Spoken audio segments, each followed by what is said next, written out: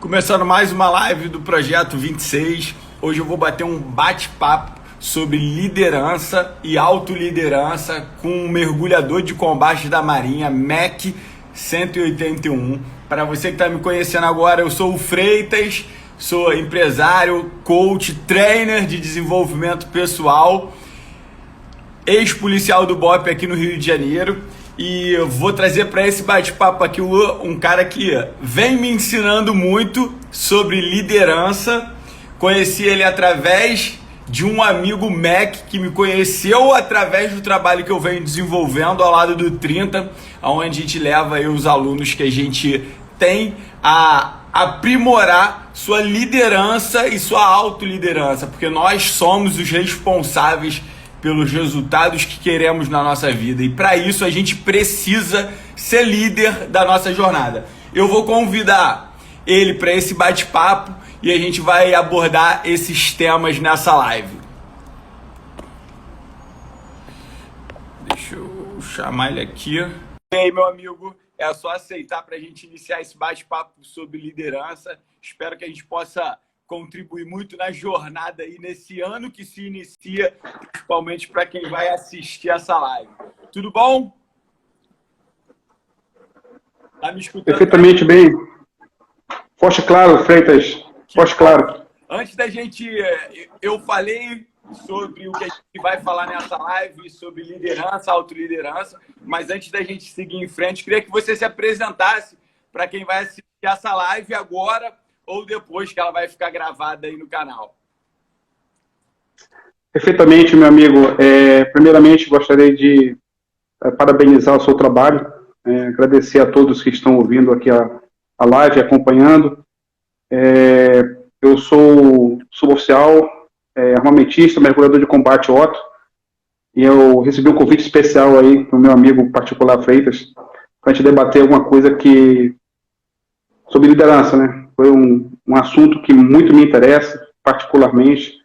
É um assunto, um tópico muito especial para todo e qualquer ser humano. Então, estou aí aberto aí a essa sala de conversação sobre esse assunto e vamos lá, vou tocar o barco.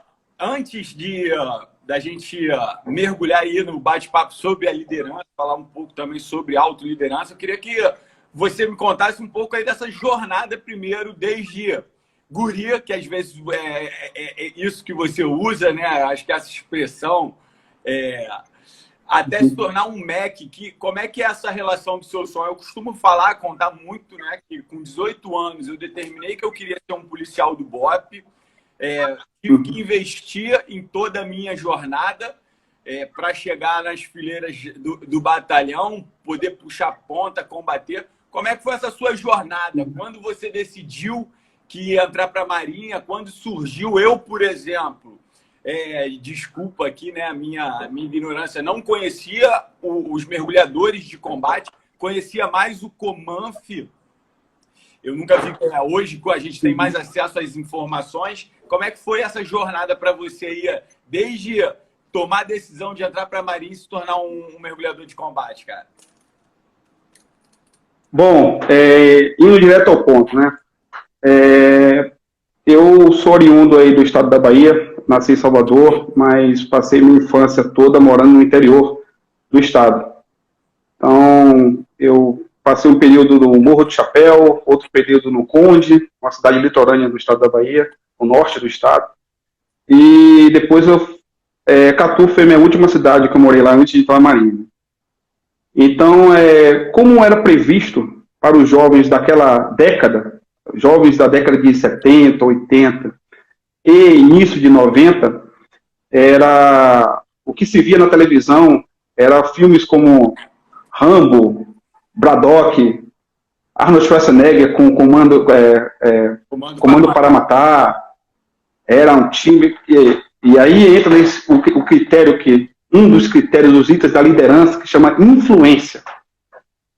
Então, a influência que existia naquela época, não tínhamos o apreço aí de um iPhone desse da vida, para poder chegar no Google e pesquisar qualquer coisa e saber de tudo. Então, a gente era limitado ao que a gente via, era aquilo ali. Então, e é o que emocionava a garotada na época, né? Então, ao ver ali o filme, isso idos de 92, 93, 94, filme desse padrão, né? Logicamente, você, ao sair, depois que você viu o filme da Sessão da Tarde, você partia para a rua para brincar com os colegas de polícia e ladrão, né? Alguma coisa desse rito, né? Você tentava imitar aqueles personagens dos filmes, e aquilo ali já era uma, vamos dizer assim, uma injeção de veneno na sua veia, vamos dizer assim, para te motivar a alcançar aquela coisa. E eu lembro que eu estava no meu primeiro ano do ensino médio, eu estava com 15 anos naquela época, eu estava em 95, e meu pai, certa vez, adentrou lá em casa, no final da tarde, lembro como fosse hoje, e ele veio com um material de inscrição, né, para a Marinha do Brasil. Mas eu estava com 16 anos de idade, só que naquela época, a gente já poderia ingressar na Marinha através de concurso público com 16 anos, desde que os pais dessem um aval. E meu pai botou contra a parede, né? Falou assim, ó, a partir do ano que vem você vai estudar e trabalhar. E eu estava naquela época de minha tranquilidade, né, no meu mundinho, como estudante, nas horas vagas jogando futebol, brincando de polícia ladrão e coisas desse modelo. E aí eu me deparei com esse tiro de 12, né, no peito, motivacional de meu pai. Acredito que ele estava já me preparando para o que estava por vir, né? Mesmo com 16 anos, ele estava me aquecendo, me preparando para o mundo, a selva de pedras que eu ia enfrentar, e ele veio com material de inscrição. Aí eu observei aí o boleto, né, o pagamento, vi a inscrição para a Marinha do Brasil, e eu falei, pai, ó, eu vou me inscrever, e se eu passar, eu não vou recuar. E eu acho que eu compreendo hoje meu nível de personalidade, uma vez sendo motivado ou sendo, vamos dizer assim, desafiado, eu tenho uma tendência natural de enfrentar esse desafio e não recuar por ele. Então eu fiz a inscrição, meu pai acho que acabou jogando os dados na mesa, né, achando que a sorte ia bater e eu ia desistir, eu acabei que logrei êxito. Passei na primeira prova, né, de admissão para aprendiz marinheiro. O público, acredito que hoje saiba que existiam 4 escolas no Brasil. Naquela época, as 2 escolas que começavam em janeiro do ano corrente eram a do Ceará e de Santa Catarina. Eu optei para fazer do Ceará, já mais próximo da minha casa possível ali, né, mais próximo. E aí eu ingressei na Escola de Aprendiz Marinheiro em 96, 10 de janeiro de 96. E a partir dali eu comecei minha jornada, né? Entrando no quesito saber sobre mergulhador de combate. Mesmo lá na Escola de Aprendiz Marinheiro, a ideia do nome mergulho de combate ainda é uma coisa muito rara de se falar. Era uma coisa assim, parece que obscura, né? Se falava muito nas especialidades que você podia concorrer dentro da carreira da Armada, né? Magola, como se fala no meio popular, do Marujo, e aí, mas não se falava muito sobre as atividades de operações especiais da Marinha. Eu também fiquei sabendo, nos tutores meus fuzileiros navais, que existia o Comanf. E de janeiro até junho, eu fiquei pensando, balanceando se eu deveria realmente seguir carreira na Armada ou se eu deveria seguir carreira pelo Corpo de Fuzileiros Navais. Eu estava ainda com 16 anos de idade, aliás, eu estava com 15, eu fiz 16 na escola. Já eram, dos 400 alunos, eu era os 10 mais novos da escola. Então, eu era um jovem de 16 anos, imagina aí, cara. E aí, certo dia, num salão de recreio lá interno da escola, eu acabei indo para a Cinemateca, que eles falavam lá, né? Na atividade noturna, eu fui lá para assistir um filme qualquer, e esse que na minha visão particular, são coisas de Deus, isso aí, meu irmão. Veio à tona aí o tal do Comando Imbatível, com Charlie Sheen. É um filme clássico dos Navy Seals da Marinha Americana. E esse filme aí para mim foi um marco na minha vida pessoal. porque assim que acabou o filme, eu fiquei tão motivado, a gana minha foi tamanha para me tornar uma peça daquela coisa, que eu achei que aquilo ali só existia dentro do Exército, ou sendo comandos anfíbios na Marinha. E no outro dia, eu pedi minha papeleta de baixa, acredita nisso? Pediu baixa? Eu tentei fazer... Queria pedir baixa. Eu saquei uma papeleta, fiz uma solicitação para baixa na escola. Porque eu já queria imediatamente concorrer ao concurso para fuzileiros navais, ou ou até voltar para casa e estudar para a ESA, para ser sargento do Exército, para tentar fazer o comandos, porque o que mais falava sobre operações especiais no boca a boca dentro da escola era atividade de comandos, né, e atividade de comandos anfíbios.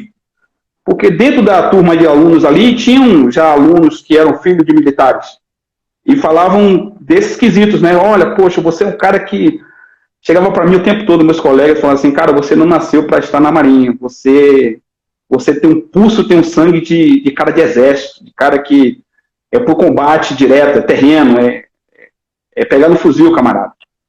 E eis que, no meio do caminho, eu comuniquei a um dos meus tutores, que é um cabo na época, e o cabo chegou para mim e falou assim, cara, você se motivou para ser da Marinha por causa do comandos imbatível.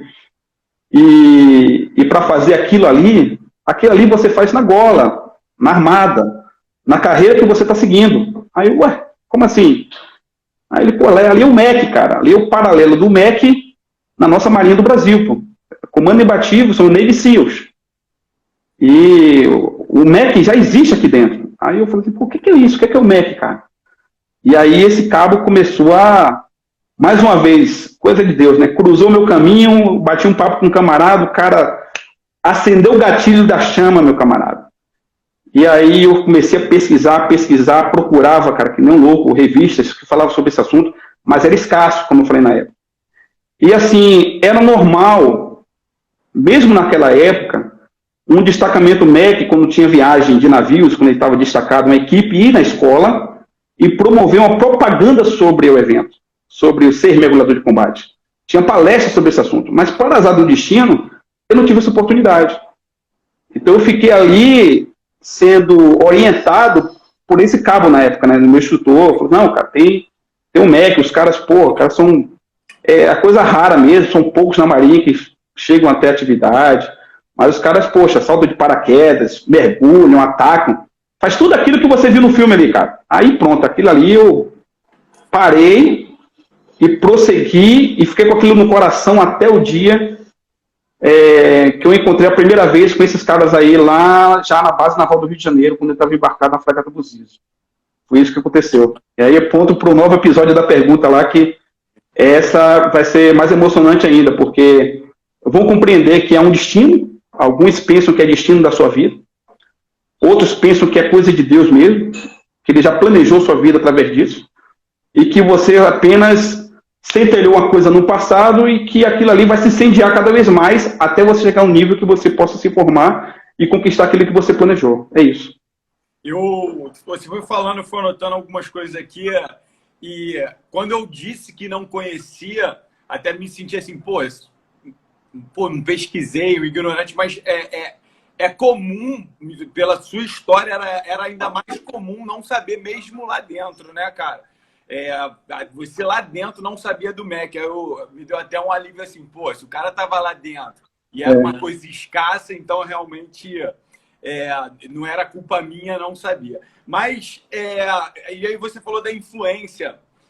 Eu escrevi um livro que você conhece, que é o Da Faca à Tesoura, onde eu conto a jornada da minha transição para o mundo empresarial, e aí eu conto exatamente.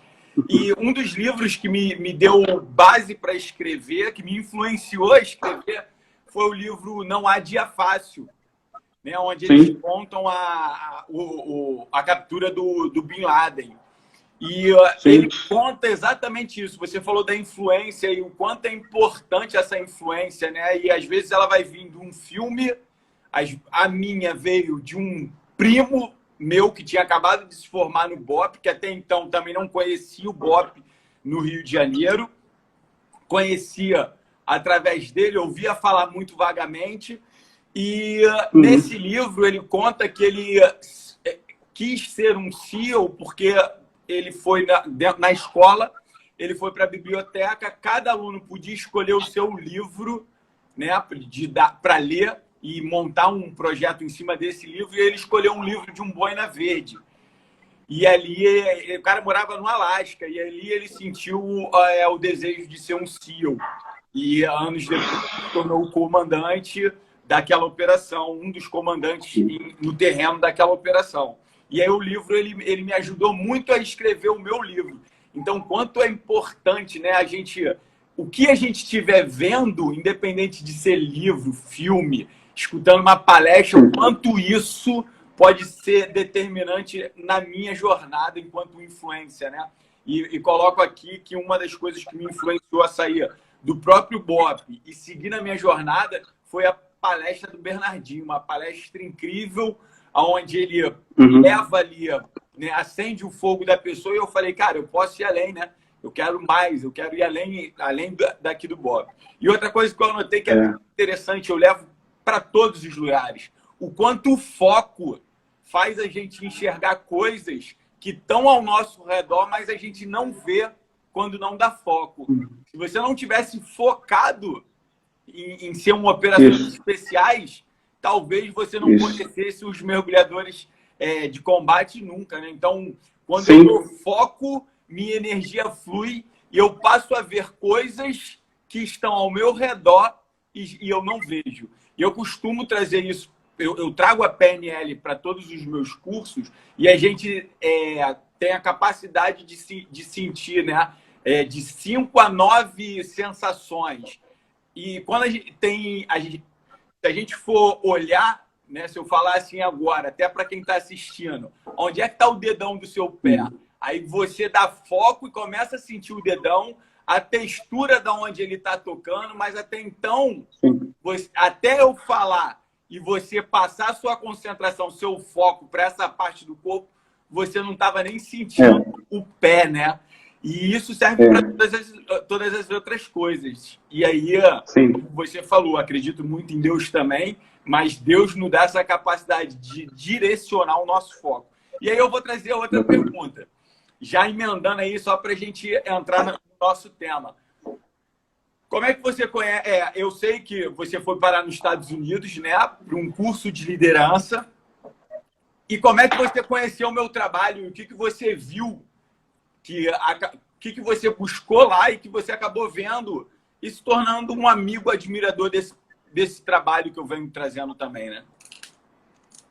Bom, o fato foi que eu tenho um camarada que viajou comigo, né, para o Líbano, que é o Clauber, e Mac, você conhece o Clauber, ele falou, eu sempre falei muito sobre liderança, né, depois que eu vim dos Estados Unidos, esse é outro episódio, de repente, que você vai introduzir na live de hoje, mas ele falando tanto desses atributos, e aí ele comentou sobre você. Eu lembro, claro, que ele falou sobre, tem um Freitas aí, colega nosso, aí o parceiro que é do BOPE e tal, e a gente sabe, cara, que, na verdade, quando tem uma frase que diz o seguinte, aves de mesma plumagem, elas voam juntas. E o nome que o camarada traz de uma instituição fala muito sobre o cara. Então, quando o cara é uma célula de operações especiais, quando fala de outro camarada, é como se eu nunca tinha te conhecido na minha vida. Mas, assim, a ideia de absorver a irmandade foi tamanha que a crença é imediata. Entendeu? E quando o Cláudio falou sobre o seu trabalho, sobre o seu atributo, nós nos conhecemos particularmente, e quando você falou sobre a sua ideia de seguir, né?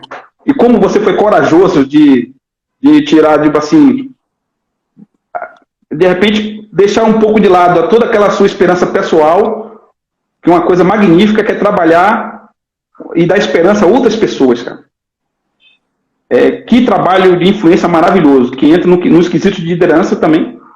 Vou bater na tecla de novo, a influência. Então, eu entendo que você está captando tudo aquilo que você aprendeu, todas as suas experiências, não só suas, como dos seus mentores, dentro da instituição.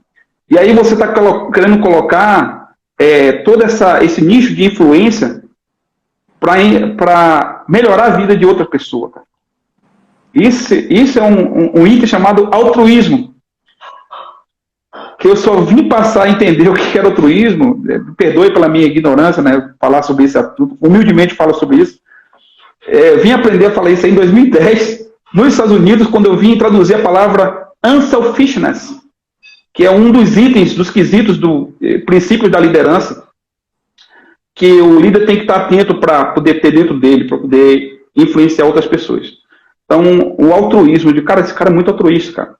Esse cara está abandonando todo o sonho dele, pessoal, particular, para poder pensar em outras pessoas, cara. E a influência é tão potencial, cara, que de 1 a 1 milhão, você decorre de fazer coisas pequenas para poder conduzir esse tipo de pessoa. Assim foi Martin Luther King, assim foi Mahatma Gandhi, assim foi Malcolm X, entre outros líderes influentes no mundo. Então, é um quesito para muitas pessoas vão falar assim, cara, esse cara está sendo altruísta, é o que eu vi, né, voltando aqui ao quesito de como eu te conheci e como eu vi seu projeto, como eu li seu livro e sua proposta pessoal, não só apenas, né, mas uma coisa muito grandiosa, que é mudar a vida de pessoas. Eu entendo que há pessoas que te procuram e vão ao seu curso com formação acadêmica de grau superior. E você percebe que essa pessoa passa um período de vida dela com um canudo na mão, mas não teve a experiência de vida, o grau superior de vida, que são os atributos de liderança e de área afetiva que você pode produzir para ela em tão pouco tempo. Então é isso aí. Parabéns pelo trabalho aí, antemão. É bem isso, você falou isso, né? Eu tenho hoje pessoas com muito mais idade que eu, que vão e reconhecem isso, né? Eu tenho um ídolo e um cara que me influencia. Eu não sei se ele já saiu da live, mas ele estava aí, Júlio. Ele escreveu até algumas coisas aí. É um cara que é um mentor, sempre foi um mentor para mim. E hoje, dentro do próprio curso, eu tenho essas pessoas, né, diretores de empresa, que vão lá e realmente saem de lá falando, Freitas, eu já fiz muito curso pelo Brasil e vir aqui fazer esse curso é algo completamente diferente do que eu já fiz e a proposta é muito boa, vale muito a pena. E eles acabam se tornando instrutores Sim. hoje dentro do curso, né? Eu comecei muito sozinho, comecei lá atrás com 3 pessoas, foram eu só e mais 3 alunos, ninguém acreditava no projeto. Uhum. E aí eu desenvolvi o projeto todo sozinho e na garra fiz, né? Fiz acontecer, estou fazendo acontecer e eu tenho certeza que vai reverberar. E a influência, ela continua. Você acabou chegando na minha vida através do Clauber. O Clauber é um cara que contribui na minha vida. Cara, mais do que qualquer parente que eu tenha, o cara contribui de uma forma assim. Eu sou grato a ele por muitas coisas que vem acontecendo e um cara que faz assim espontaneamente, de graça, assim, né? De graça e com prazer, com gratidão de fazer. E eu vou até mostrar algumas influências suas que estão me dando base para desenvolver ferramentas, né, cara? Você me indicou esse livro aqui, que não tem no Brasil. Ele aí show de bola. Eu tive que traduzir o livro todo. Em seguida, tu me indicou esse aqui. E é um livro onde ele me dá base para a certeza de que a autoliderança é um atributo da liderança, porque eu não tenho Sim. como ser um líder se eu não souber me autoliderar, né? Se eu não souber gerenciar minhas emoções, minhas tomadas de decisão, minha relação com os meus liderados, e tudo isso vai começar pela compreensão de si mesmo. E é a primeira frase que esse cara aqui fala no livro dele. E eu só estou levando as leituras de alguns livros da Bíblia que você já me indicou, mas que hoje eu estou até mais aberto devido à presença do 30 e da minha proximidade com Deus. E aí eu queria falar com você, cara. Você me contou a história de que foi para os CEOs da Marinha e que lá você viveu uma experiência de um curso de liderança épico, ímpar, né? E eu queria que falasse disso e o que você trouxe de lá que serve tanto para a gente quanto para a liderança de grupos e empresas. Olha só como é é importante, né, falar sobre essa atividade, e foi a partir daí, daquele momento, que eu comecei a ter um pouco mais de crença forte em Deus. Sempre respeitei, né, mas assim, eu acabei mergulhando profundamente, e vou falar, durante esse tempo que eu vou falar agora sobre esse atributo de histórico que você citou, sobre minha ida para os Estados Unidos, eu vou falar pontos que me influenciaram para poder trilhar outro caminho. Eu estava fazendo um curso de precursor paraquedista no Exército Brasileiro em 2009.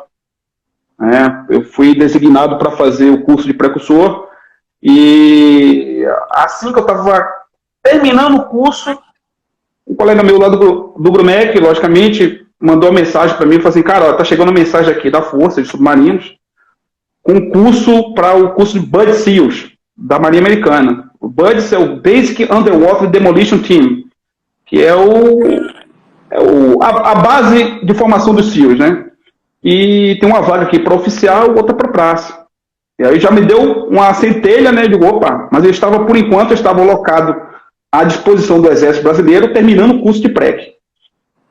Quando acabou o curso de PREC, eu cheguei no Grumec, aí eu fiz a inscrição, né? Fui voluntário para fazer a inscrição para concorrer ao curso dos SEALs. E eu fui inscrito. E tudo que você tinha que fazer, na verdade, era passar na prova de inglês. Todo militar de Força Armada que faz curso no exterior, ele passa por um processo seletivo que é chamado de TSI, né? Teste de Suficiência em Inglês. Eu já tinha, assim, uma certa formação no inglês, né? Eu fiz curso particular de inglês, eu estudava de maneira autodidata também. Mas, assim, passei na primeira prova de admissão, que foi interna, né? Para medir ali a sua capacidade, foi 6.2. E depois eu fiz a prova na embaixada, né? Aí eu fiz a prova da embaixada, que é um pouco mais dura, né? Um pouco mais difícil. E eu tentei fazer a primeira prova. Eu não logrei êxito na primeira prova. Eu tirei 7.2, a média lá que ele exige é 8.0. Na segunda eu tirei 7.9. Faltou por 1/10 para eu ganhar meu passaporte para fazer esse curso. E veja bem, Freitas, a pressão em cima de mim era grande, porque já havia 40 anos que nenhum praça dentro do Grumec tinha ido aos Estados Unidos fazer esse curso. Oficiais, sim, tinham oficiais nesse intervalo aí que fizeram o curso de SEALs. Mas praça, até então, não tinha tido essa oportunidade. Então, era uma janela, cara. Como eu faço alusão ao salto livre, né? É uma janela de passagem única. Ou sai da porta ou não sai, amigo. Então, eu passei na terceira prova. E, cara, eu tava uma certa pressão psicológica daí, tipo assim... e foi um aprendizado de humildade que eu tive na minha vida. Até ali... confesso a você que eu estava sendo soberbo, porque eu achava que sabia muito de inglês para chegar lá e falar, a prova é facinho, cara, isso aí eu vou desembocar fácil. Quando eu tomei essas duas primeiras porradas de derrota, eu comecei a ficar humilhado, né, cara? Fiquei assim, caraca, como é que pode? Fiquei me perguntando, por que eu não passo uma simples prova de inglês? Se tudo que eu quero é fazer um curso que vou carregar toros, ficar no frio do inferno lá de Coronado, vou me lascar todinho com qualquer curso de operações especiais, vou botar minha carcaça de novo para rolo, depois de um curso de precursor paraquedista do Exército Brasileiro, e agora uma prova de inglês que eu deveria estar sabendo, deveria me comprometer, porque eu já tinha estudado sobre esse assunto, eu acabei sendo derrotado em 2 provas. E aí faltava uma só prova para poder viajar para os Estados Unidos, cara.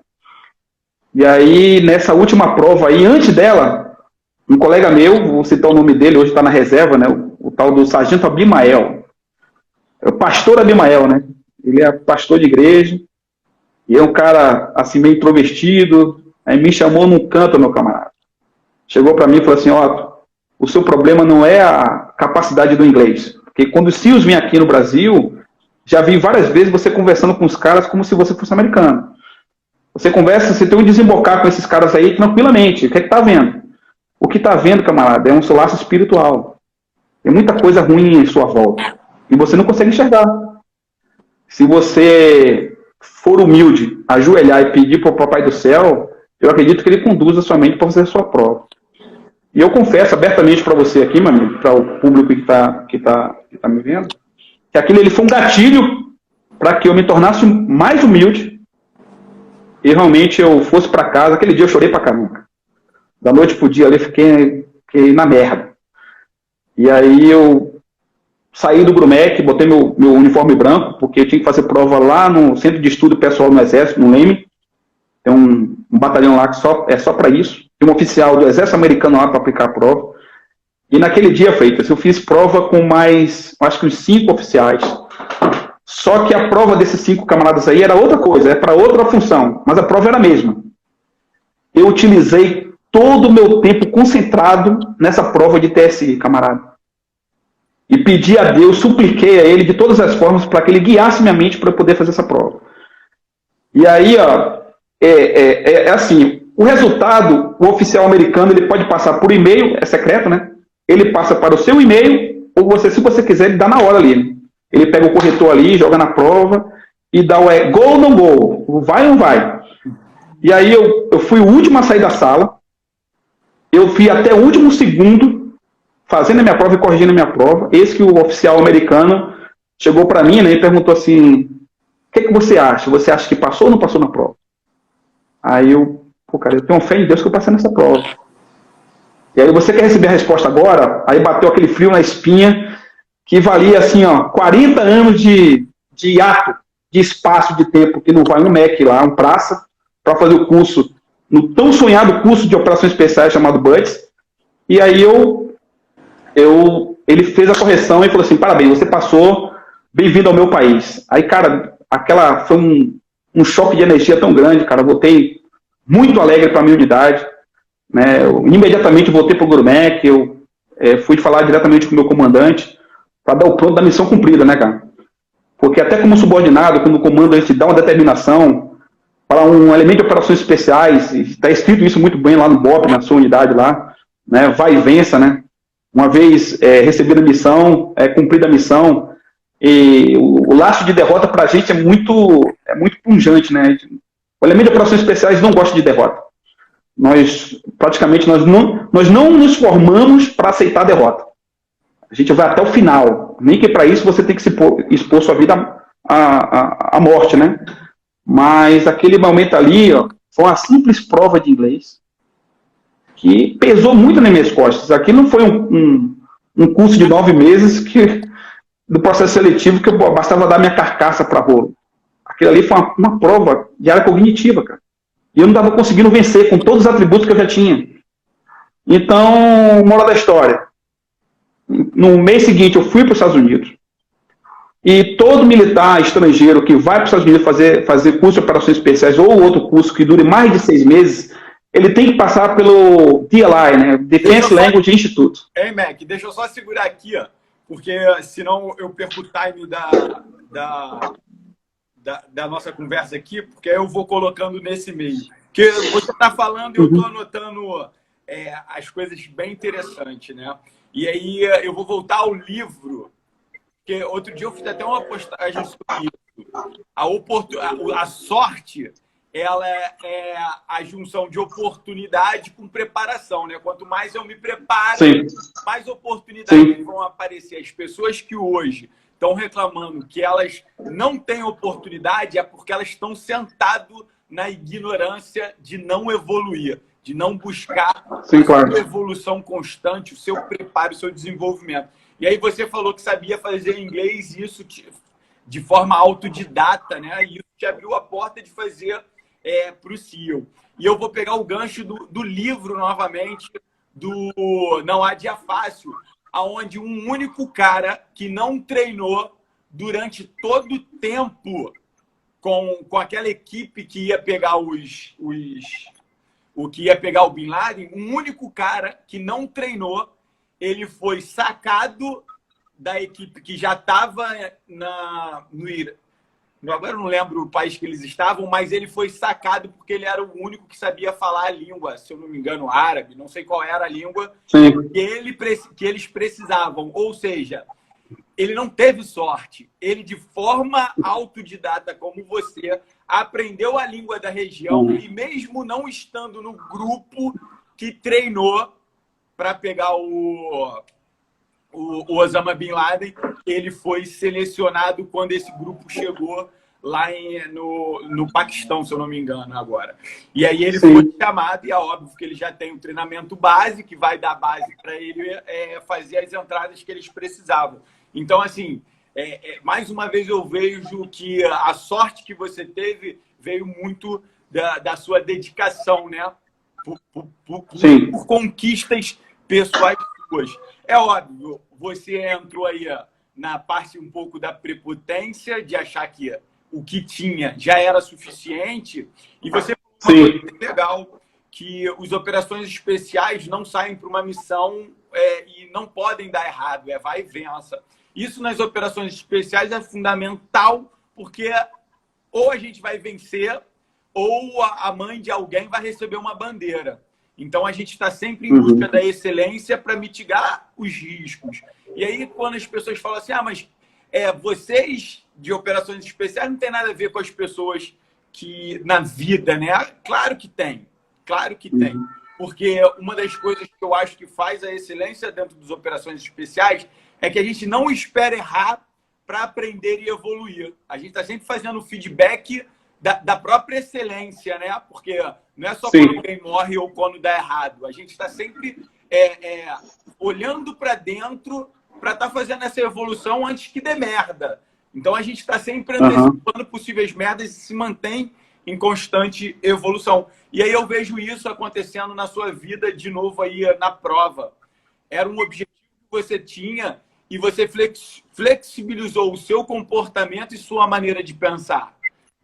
Porque o que o civil, o que as pessoas comuns como eu hoje fazem é o seguinte: ela bota um objetivo, ela tenta, não alcança, ela diz que é fracasso e derrota. E a gente só tem resultado. Quando a gente entende que a vida é feita de resultados e os resultados são frutos de estratégias, né? E as estratégias, elas dependem da estratégia que eu vou traçar para atingir o resultado e do meu pensamento e do meu comportamento. Tu teve que abdicar do pensamento de cara foda no inglês, flexibilizar o teu comportamento. Eu acredito que tu voltou pro papiro, foi lá entender o que estava dando errado para gerar um resultado, né? Ou você desistiria, ia ser um derrotado, falar de fracasso, ou você se flexibilizava para, na verdade, ter o resultado positivo que você queria, né, cara? Então, assim, eu vou anotando as histórias aqui e é isso que eu ensino hoje.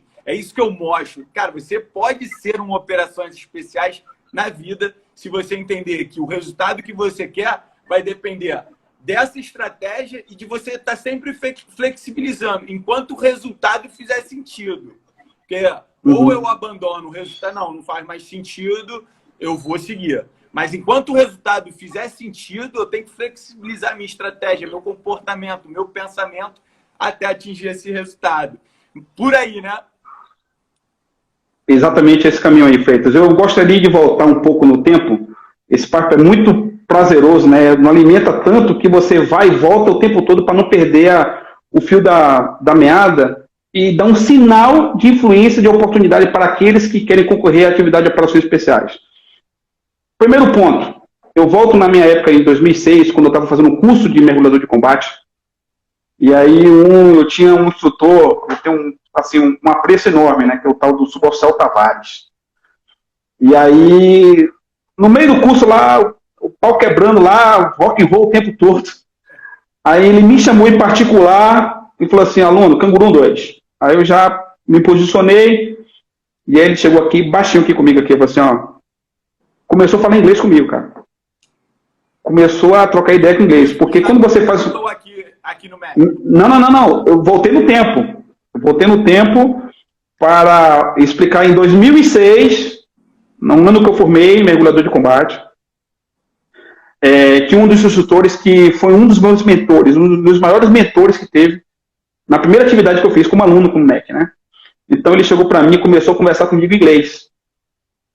Claro que todo mundo que você sabe que concorre a operações especiais, existe um informe total do aluno, né? Ele é canalizado ali, informações pessoais, enfim. E aí, de repente, ele captou, alguém falou para ele, esse garoto aí, ele desemboca no inglês. E aí eu fui testado ali na hora, nem logo.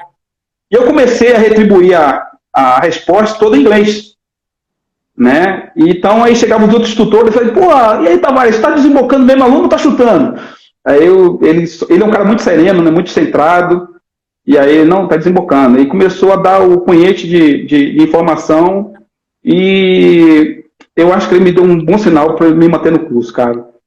Ele foi um cara espetacular.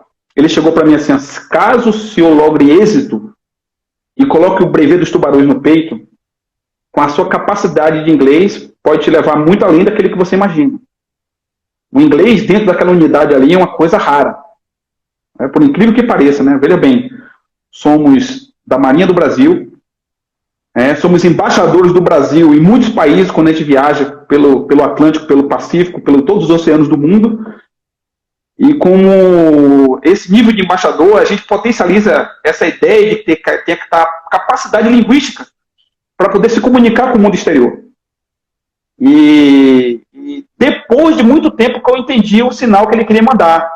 Foi quando vi essa oportunidade de fazer o curso de Buds, meu amigo.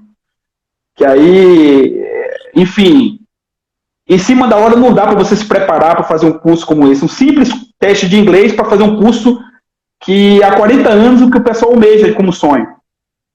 Então eu guardei aquele sinal para mim, mantive essa ideia de falar inglês.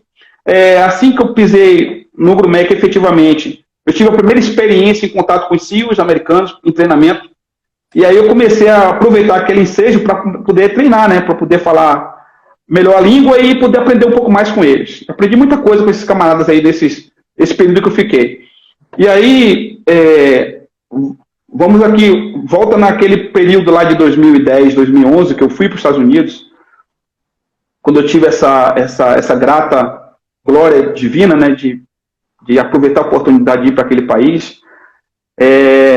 Assim que eu cheguei no aeroporto de Houston, eu comecei a vislumbrar uma coisa totalmente diferente daquilo que eu não via. A maneira que o americano trata o militar, cara. Então, assim que eu pousei, tinha um camarada para me receber lá pessoalmente. Fui conduzido a uma sala especial para militares, né? Fiquei ali no aeroporto de Houston, tem uma ala somente para militares do mundo todo, que você chega, você se apresenta.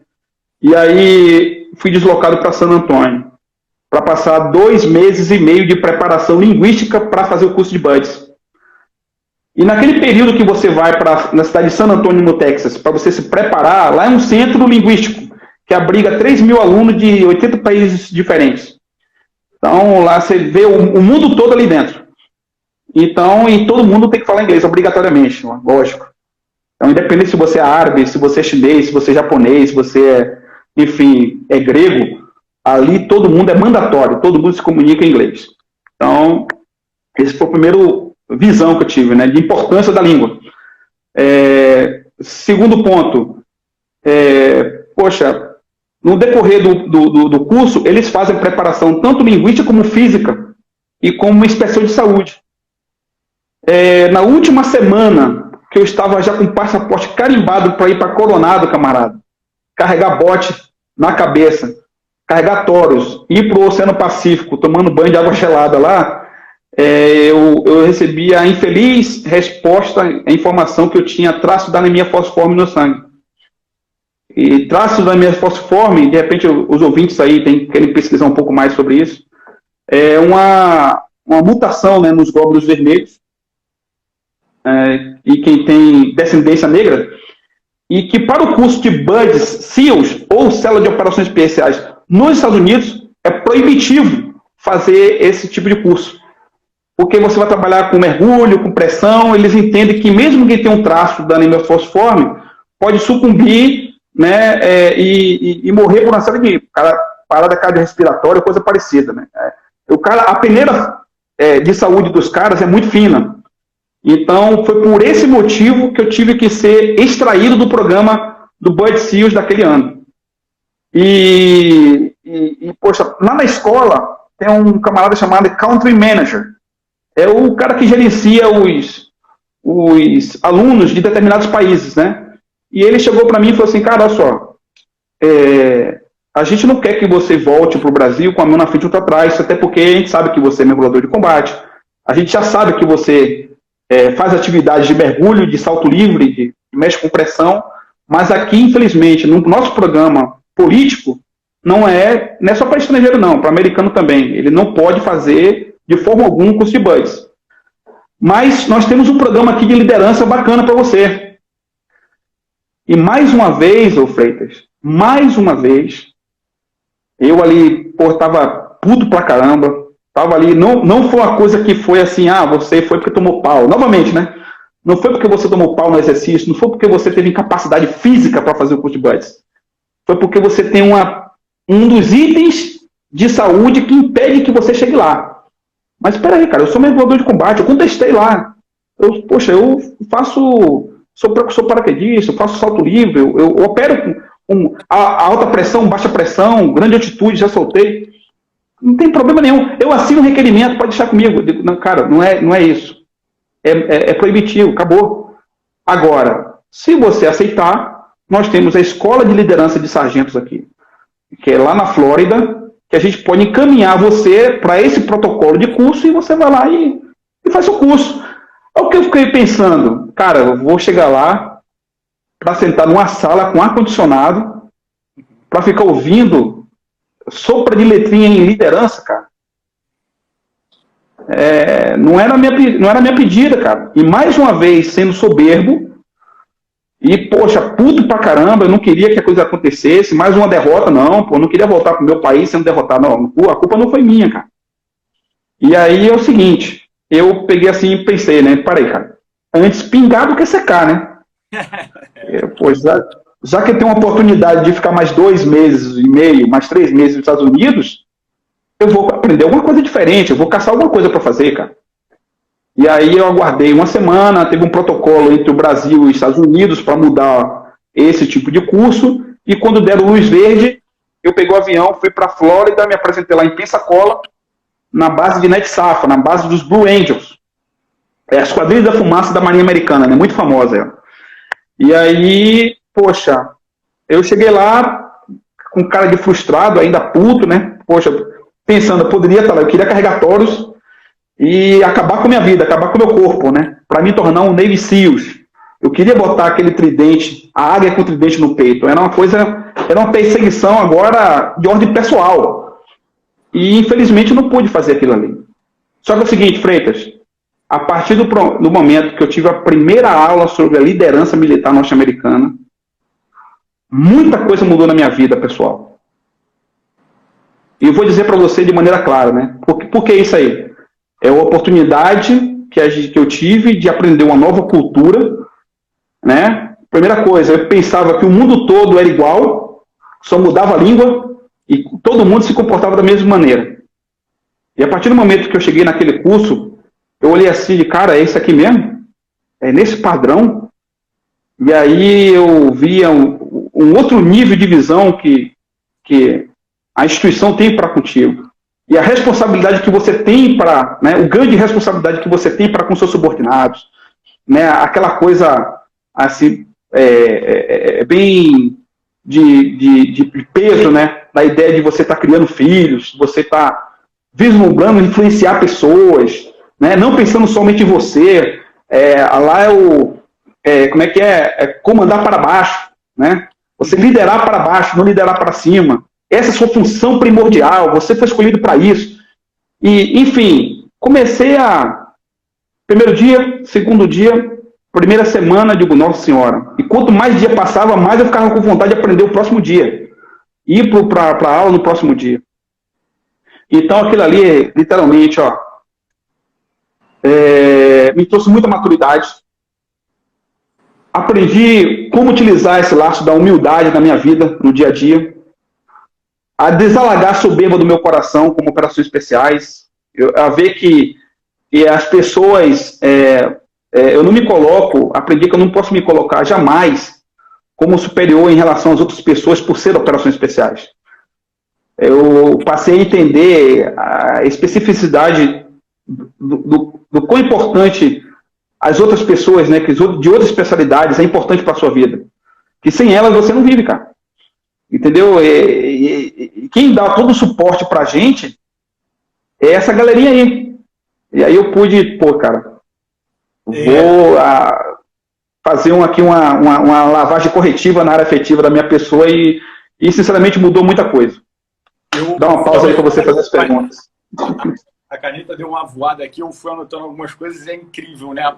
E a gente traz de novo pro campo civil e como a gente pode ajudar com os nossos atributos e que são inerentes a qualquer pessoa. O Operações Especiais, a última coisa que ele faz num combate é culpar circunstâncias, culpar a si mesmo e culpar os outros por ele estar naquela situação, muitas vezes, de merda, encurralado num beco, né? O Ponzi está falando aí, 26 bons líderes têm como um dos atributos principais do caráter, né? E o Júlio aí é um dos principais Julião!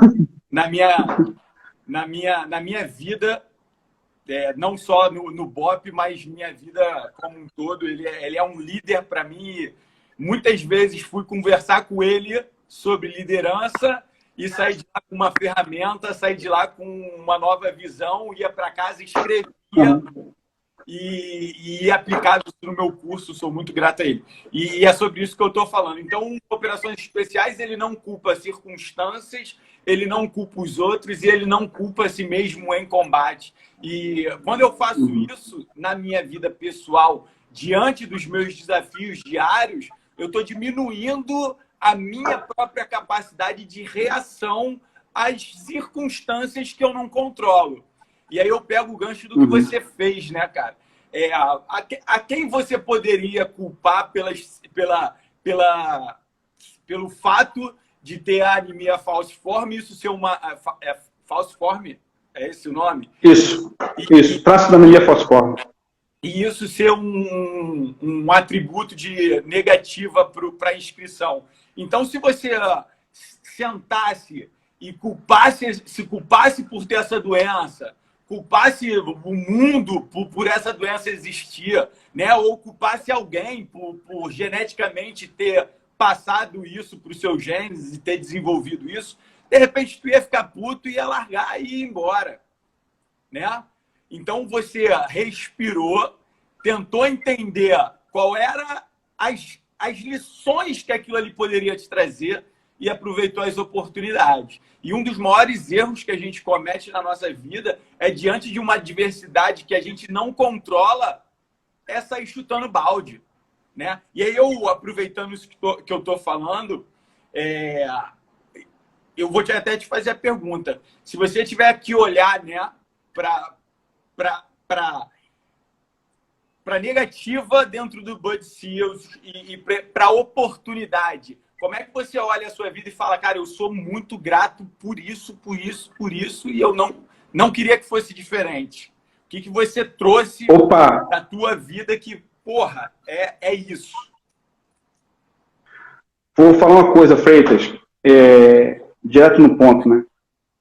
O curso de Buds era uma coisa que lá atrás tinha virado coisa pessoal. O orgulho pessoal, que remonta à ideia da vaidade. Você viu aquele camarada que medalha, né? Adora encharcar a farda de brevês, né? E é uma atividade, na verdade, encharcar a farda de brevês é uma atividade inerente às operações especiais, quer você queira, quer não. Você, um curso puxa o outro e você tem um orgulho daquilo que você faz porque é ralado, você coloca todo o peso das suas conquistas ali naquela coisa que você quer mostrar como vitrine para o público. Mas o curso de... Aquela águia com tridente, meu camarada, hoje, na minha visão, só serviria para a minha vaidade particular. E, de repente, eu ia falar assim, o que eu vou fazer de retorno para o meu público lá no Brasil, depois que eu aprender esse tipo de coisa como essa aqui? A ser um Navy SEALs da Marinha Americana. Né? O mergulho de combate, ele leva 9 meses de curso, é um curso oriundo do Buds, também, né? Como alguns já sabem aqui dentro do grupo da live aí, Que o MEC ele tem uma formação no americano e no francês, né? No Nager do Combat e uma parcela lá no BUD/S, no curso de BUD SEALs. Mas assim, voltando aqui no tempo, o que aquilo ali poderia agregar para mim? Somente, na minha visão, somente um brevet na minha farm. Eu poderia, tecnicamente, mudar alguma coisa na formação lá do CIAMA, ou no centro de formação lá de mergulhador de combate, mas somente para aquele público-alvo. Hoje em dia, eu posso te garantir do que eu trouxe de bagagem da Marinha Americana aqui para o Brasil, surtiu um efeito mais potente do que se eu viesse aqui apenas como um Navy SEALs da Marinha Americana, formado. O MEC foi lá, fez o curso de BUD SEALs. Ok, é mérito, é uma coisa bacana, poxa, é uma oportunidade ímpar, mas ela se torna uma oportunidade apenas individual. Só quem curte esse evento, o cara que foi fazer.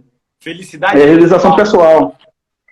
E aí, quando eu leio a parte, toda vez eu leio a parte de Eclesiastes de Salomão, ele dá um sinal claro aqui, de que adianta tudo que você conquistou na vida, se no final dela você vai olhar para trás e vai ver que tudo era vaidade, e correr atrás de vento debaixo desse sol. Né? Tudo é vaidade. Mas o que é importante nesse recado que ele dá é o que você faz para um grupo de pessoas, cara. E quando eu falo de grupo, um número indeterminado. Pode ser pode ser 1 milhão, pode ser um país inteiro, pode ser o mundo todo, cara. Então, a oportunidade que eu tive naquele curso, que para mim seria um curso básico de liderança, seria mais uma vez um lá de sopa de letrinha, e eu cheguei lá, tomei uma porrada na cara, cara. Cheguei lá, caí do cavalo. Eu vi lá, cara, que é isso, cara? Que potencial. Pra você ter ideia, Freitas, eu não dormi na aeronave de volta pro Brasil, cara. Eu entendi que, olha só o que eu entendi, saí de lá entendendo, que o menor navio da minha marinha poderia ser o melhor navio da minha marinha, cara. O menor navio, que um barquinho de 2 tripulantes poderia ser o melhor navio de toda a minha marinha, de toda a minha esquadra. Então, mas por que isso aí? Pelas pessoas, cara. O que importa não é a máquina que você conduz, tá? Vou fazer uma alusão aí em paralelo com o BOP. Não é o caveirão, cara, não é a máquina, não. É quem está ali dentro. É quem está conduzindo aquele caveirão, camarada. É quem está liderando aquela equipe que está ali dentro. Para onde ele vai e para onde ele sai. É isso que vai dar, é esse que eu ganho, camarada. E as pessoas começaram a notar que a coisa mais importante em qualquer instituição são as pessoas. Quando a pessoa começar a se tocar para isso, opa, né? Com certeza a coisa vai se tornar potente. Então, eu pude vislumbrar da capacidade bélica militar norte-americana. Eu pude entender por que eles são tão diferenciados, né? Na ideia, assim, de conduzir o grupo de subordinados para alcançar um objetivo em comum. E o curso de liderança, que é chamado de IPEL, né? Que é o tal do International Professional Enlisted Leadership, né? Curso internacional para a praça de liderança. E ele bate em todos os tópicos da área efetiva que você possa imaginar. É uma caixa de ferramentas gigante em que você tem outras caixas de ferramentas para você consertar um determinado problema que você tenha no seu grupo, no grupo que você está liderando, numa instituição, em um país e por aí vai. Mexer com as pessoas, né? E aí eu vi com essa ideia. E no final do curso, ainda tem uma grande ferramenta que se chama LRC, né? LRC, que é Leadership Reaction Course, né? Que comumente a gente pode chamar aqui a pista de reação de líderes, né? Vamos dizer assim, né? Calma aí, quando você... Eu vou fazer uma pergunta sobre isso.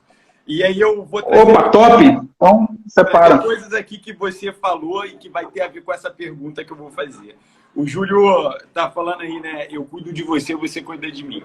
Quando eu decidi sair do BOP para montar a empresa, eu falhei justamente aí. Vaidade. Primeiro eu achava que eu era autossuficiente. Eu me via como um cara ainda do BOP, o cara que resolvia tudo. E eu me afastei do contato com as pessoas, me afastei, me isolei. Eu comecei a ter derrotas, eu me afastei e isso foi fazendo eu criar cada vez mais uma capa, me escondendo atrás da brabeza, e aquela brabeza só me levava mais a cavar o buraco, então eu não tive isso. E aí um dia eu chego ao ponto de tentar cometer o suicídio. E ali eu dialogando com Deus, que hoje eu sei que é Deus, eu não me suicidei, eu não tirei, assim, as pessoas julgam, né? Elas falam assim, você não tentou se matar. Como é que assim eu não tentei me matar? Porque qualquer tentativa é uma tentativa. A pessoa que toma remédio e não morre, ela tentou se matar, não tomou remédio suficiente. A pessoa que dá um tiro na boca e faz o furo, ela tentou se matar, ela só não conseguiu. Mas a minha tentativa foi pular do prédio, eu subi, olhei para baixo e me perguntei por que eu não devia fazer aquilo. E a primeira coisa que veio na minha cabeça naquele momento foi uma voz: cara, você pode, mas antes pede ajuda aos seus amigos. Não veio família, veio a honra, né? Sim. E eu sempre levei a honra, esse negócio de honra muito. E aí veio na minha cabeça esses caras aí, como o Júlio Rodrigues, o Sargento Orelha na época, e os meus pares. E eu fiquei com medo de desonrar, voltei chorando para dentro do quarto, e aí ali eu falei, cara, no dia seguinte, né, eu falei, cara, e se um dia eu puder fazer alguma coisa que que as pessoas não passem pelo que eu estou passando? E aí ali que eu comecei a mergulhar em estudos de desenvolvimento. Foi ali que eu comecei a entender, a fazer vários cursos. Tenho 8 especializações na área de desenvolvimento pessoal.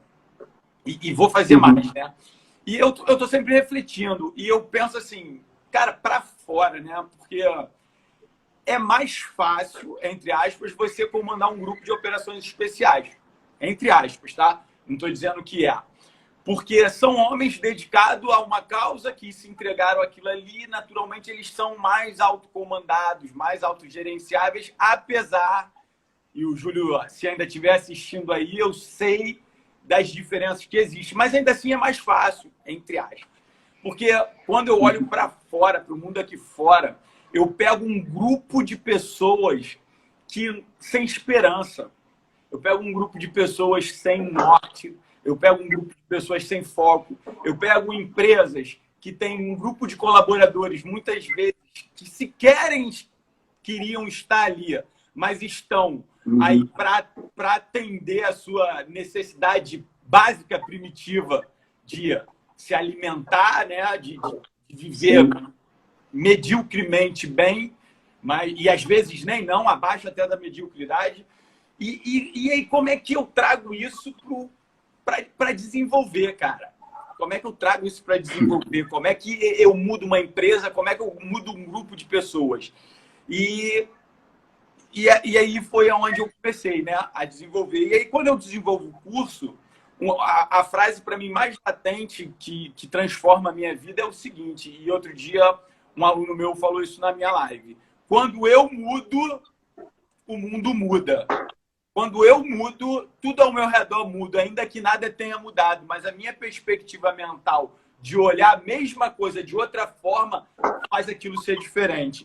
E aí você falou que o curso de liderança, ele te deu um tapa na cara, né? Sim. Eu não queria, eu tava, mais sopa de letrinha e, levei porrada. Levou, talvez, porradas, a porrada que você diz é aquela porrada...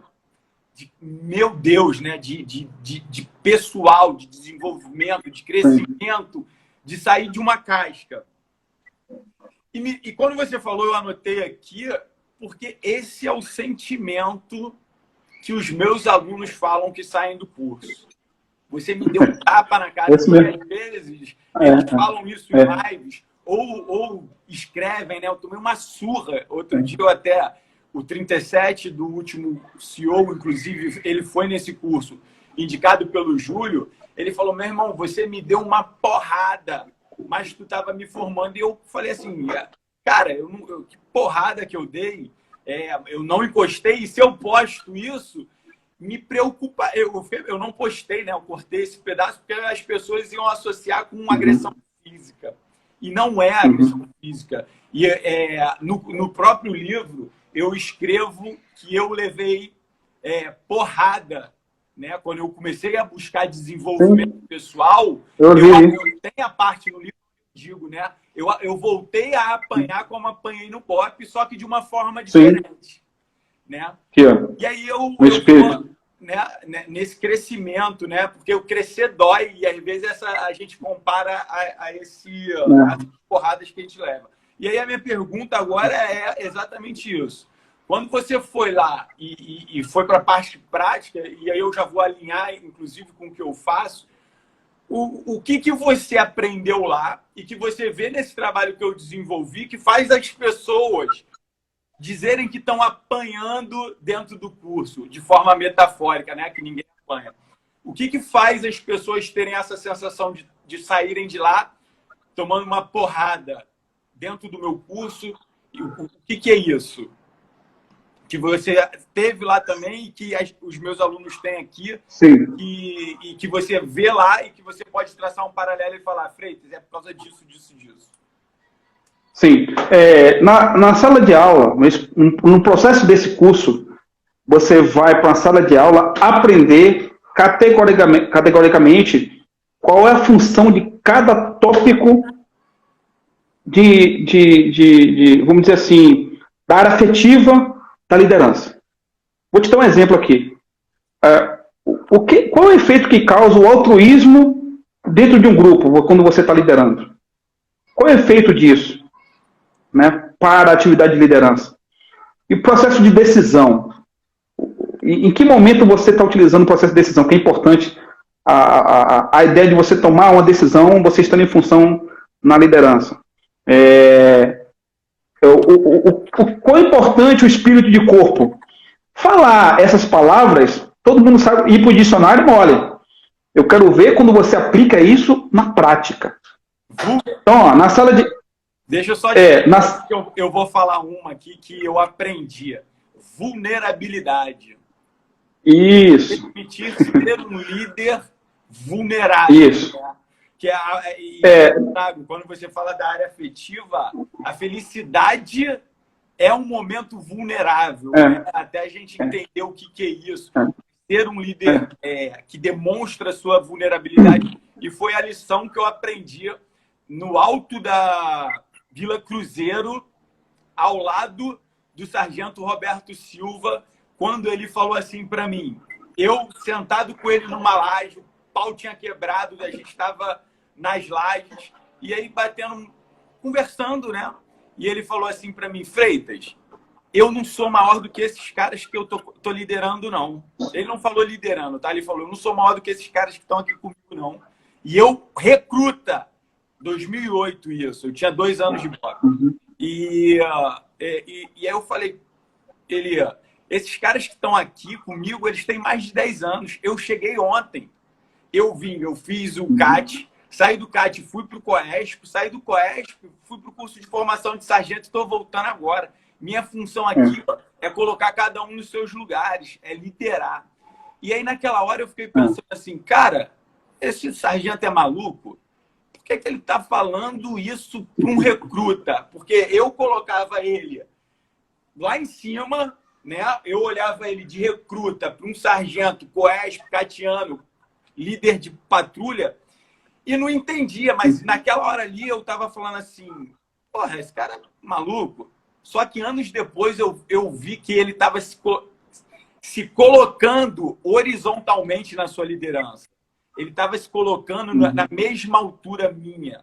Ele estava demonstrando a vulnerabilidade dele em inclusive ser conduzido no terreno por quem sabia mais do que ele. Porque é muito natural. Eu sei tudo. O cara não conhece o terreno, vai levar a equipe legal. Então, hoje, eu vejo que quando você fala de afetividade, se a gente entender o poder da vulnerabilidade, ela conecta muito mais do que repele, né, cara? E aí, continua. Sim. Abrir essa... cara, assim, ó, na prática, essa ideia da, vamos dizer assim, da chamada pista de reação de líderes, né? Que tem lá, ele faz o seguinte, ó, ele pega você, coloca as suas vulnerabilidades à prova. Então você vai imaginar que um cara está, em área militar, o cara está 10 anos na ativa, só que você nunca notou que ele tem medo de passar no muro de 3 metros. Pô. Ou por ele ter uma falta de habilidade, ou por ele ter um problema de esbárico ali, né? De lance de altura barra nível do solo, e ele nunca ter tido assim, a oportunidade ou não ter sido lançado à prova naquele momento. Então você vai esperar esse cara chegar em determinada operação, em determinada missão, para ele apresentar aquela deficiência lá naquele momento? Não. Então essa ferramenta traz você para aplicar isso no camarada e depois treinar a deficiência desse cara e torná-lo forte. A outra coisa é você entender, a tirar a sua vaidade do coração, quando estiver liderando um grupo de pessoas, e dar atenção para aquele elemento subordinado que estava lá no cantinho, era introvertido, tinha uma excelente ideia, você descartou a excelente ideia daquele subordinado simplesmente porque você olhou ele como um subordinado, você não olhou ele como um gênio de boas ideias. E aí eu vou abrir outro erro clássico. Quando eu falo isso, eu vejo, está no livro isso escrito. Eu lembro que aconteceu uma situação, a gente, com o Roberto Silva, parado assim em volta, aí ele faz um 360 aqui para a gente discutir qual é a decisão que a gente vai tomar. E aí eu lembro que eu estava do lado esquerdo dele, eu consigo ver essa imagem clara, que agora eu estou me vendo lá, ele falou assim, ele começou por mim, ele falou, fala aí, Freitas, o que tu acha que a gente deve fazer? E eu sempre fui um cara que gostei de falar, de dar opinião. Júlio sabe disso, chato pra caralho. Só que quando ele fez isso, naquela hora eu falei assim, caralho, eu? E aí eu falei, né, o que eu achava, até porque eu não sou nenhum bobo, não era. Mas quando hoje olhando para isso, e naquela hora ali, eu falei, caralho, que cara ímpar, meu irmão.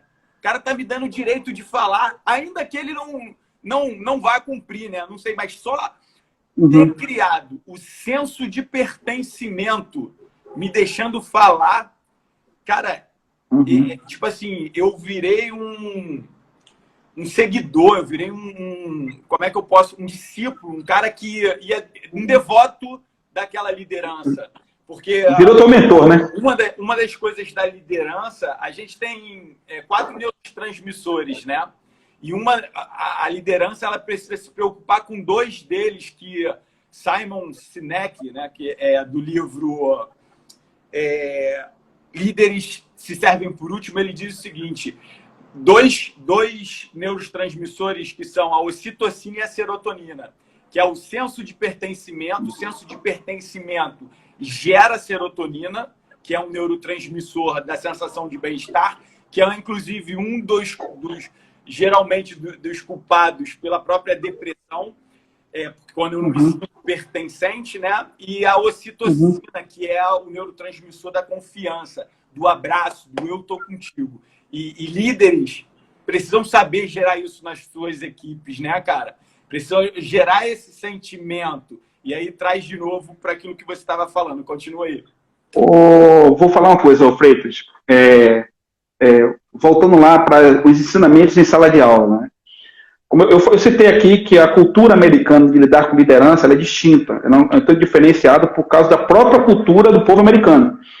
Então, as leis lá, a aplicação das leis lá são um tanto diferentes, a cultura, a margem da cultura da sociedade americana é diferente, isso se reflete dentro das Forças Armadas Americanas. Vou te dar um exemplo clássico aqui. Lá nos Estados Unidos, não existe concurso público para fazer carreira de praça lá, para as Forças Armadas. Basta você ser apenas um jovem saudável de 18 anos, você assinar um contrato na sua cidade, onde a gente vê banca de jornal aí no Rio de Janeiro, por exemplo, lá seria a banca de recrutamento.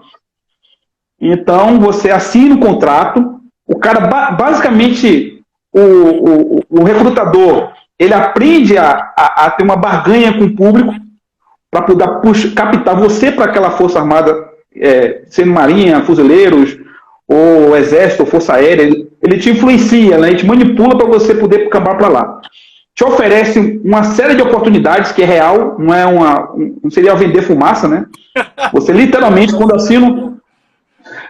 Você assina um contrato, você assim, camarada, ó, você vai para, por exemplo, você vai para nossa marinha, você tem direito a isso, isso e isso, bônus que você vai ter assim, assim, assado. Você quer? Assina um contrato aqui de 5 anos que você vai, no outro dia você vai para o bootcamp. Beleza. E lá na instrução, um dos nossos instrutores, que é um nível coronel, né, vamos dizer assim, um capitão de mar e guerra da Marinha Americana, falou o seguinte, ó, nós formamos aqui na Marinha um marinheiro com 4 meses. O período de formação de marinheiro de bootcamp aqui são de 4 meses. Nós colocamos esse camarada lá no porta-aviões. E imediatamente ele é colocado para explotar um piloto de Super Hornet, aquele caça de ataque norte-americano, né, o famoso FA-18 Hornet. Bota lá na catapulta de lançamento um piloto, um caça cheio de bomba nas asas. Um marinheiro. Se ele errar a contrapinagem do caça na catapulta de lançamento, ele vai para a corte marcial, cara. E eu fiquei ali olhando assim, o cara, que é isso, cara? Olha o peso de responsabilidade que tá botando na mão do cara aqui de 4 meses. Ele pois é. Aqui o contrato estava vigente, o contrato estava claro nisso aí. Só que daí é o seguinte, outra coisa, Freitas, que eu aprendi lá, ó, por não ser um serviço obrigatório, né? É um serviço facultativo, e você serve por contrato, né? Basicamente a instituição, né, ela pega o camarada ali com 5 anos, você começa a sua formação com a sua turma, mas nem sempre você acaba o final da sua carreira com a sua turma. Você pode rapidamente saltar os níveis a depender da sua capacidade. Muito mais na área de liderança quanto na área cognitiva, mas uma unida à outra. Exatamente. O que eu quero dizer com isso? Vou dar um exemplo. O cara que fala uma segunda língua falada lá nos Estados Unidos, quanto mais língua ele falar, mais ele ganha de bônus. Ele ganha dinheiro. Ele ganha de 10% a 40% em cima do seu soldo, por falar uma nova língua. Vou dar um exemplo. O árabe, lá era mais pedida, claro, porque ele estava com 2 frentes de guerra, né? Então, quem falava árabe na Marinha Americana, independente da graduação e do posto, ganhava 40% em cima do seu soldo. Se você tem um nível superior que agrada a instituição, você ganha uma bonificação por isso. Tudo que você der a mais para a instituição, tudo lá para o americano é recompensa, né? Você é recompensado com isso. Ou com promoção, ou com pagamento. Não só isso, mas também na punição. Você pode estar lá como primeiro sargento, se você fizer merda, né? E for para julgamento e o comandante entender que a sua merda for suficiente para você ser rebaixado, você vai ser rebaixado para segundo sargento e pagar uma taxa, né, de imposto de 12 vezes 30% do seu soldo do graduação que você foi rebaixado. Ou seja, você vai pagar um PA aí de 12 vezes como segundo sargento, cara. Então, tudo na visão americana é recompensa. A meritocracia para ele é isso, cara. Entendeu? Então, como é que ele assegura a atividade nas Forças Armadas lá? Como é difícil controlar aquele grandioso dragão, né? Uma coisa interessante que eu vi lá foi uma coisa chamada de favoritismo, cara. E favoritismo é o sinônimo de peixe, né? Para a nossa versão aqui, né? A Marinha chama isso de coxa, né? Coxado. No Exército chama de peixe, não sei como é que na PM chama aí, não. Peixado, cara, de peixe. Bicho também. Pois é, cara. Mas aí como é que a instituição assegura essa integração dela?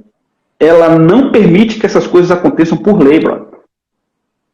O que eu quero dizer com isso? O que eu quero dizer é que o comandante ele pode ser exonerado do cargo caso a investigação bata na porta dele e conclua que ele favoreceu algum membro dentro do seu escopo de comando.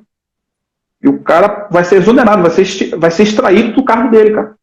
Porque ele favoreceu o Freitas para ir para um batalhão que por um acaso era de favorecimento seu, um exemplo clássico aqui em paralelo, né? E que transpassou toda a escala da cadeia de comando, mas o pessoal perguntou por que não tinha resposta objetiva. Né? Não foi porque você tem uma condição técnica, não foi porque você era vez, porque você era o graduado da vez, não foi por nada disso, vai concluir que foi pessoal, porque você comeu churrasco na casa do cara.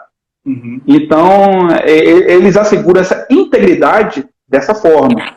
Então, assim, quando a gente vai falar sobre liderança com uma comunidade privada, né, aqui no nível nacional, você vai falar com um cara de uma empresa, pô, a situação na privada, o que vale para eles é isso aqui, cara.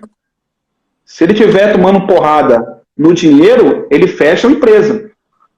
Vou dar um exemplo clássico aí de como a gente pode enxergar claramente os erros de liderança em algumas instituições. Vou dar um exemplo.